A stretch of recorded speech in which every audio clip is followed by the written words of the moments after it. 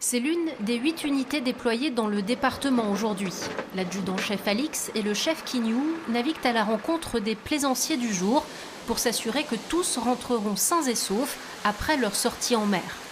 On va se positionner à la sortie de la baie de la Forêt-Fouesnant pour se positionner et montrer notre présence.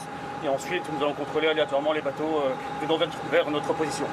À l'approche de cette embarcation, le gendarme semble satisfait.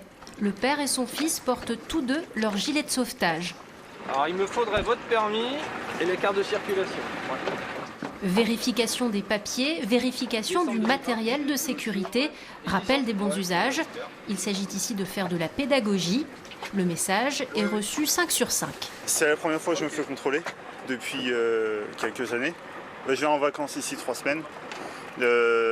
J'attendais pour voir si j'étais opérationnel en fait, voir si tout était bon. Tous les ans je vérifie, voir si c'est bien.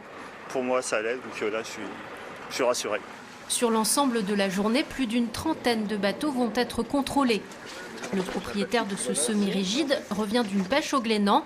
Après l'inspection, le gendarme constate plusieurs infractions. On s'aperçoit qu'il lui manque l'extincteur pour son navire, mais également la bouée fer à cheval avec le feu à retournement. Donc c'est du matériel de sécurité qui est prévu, qui est obligatoire. Donc on va inviter le monsieur à acheter le matériel et à nous le présenter sous 5 jours. Les gendarmes vont marteler le même message pendant ces contrôles. Même si le port du gilet de sauvetage n'est pas obligatoire en mer, il est fortement recommandé, tout comme le masque contre le coronavirus.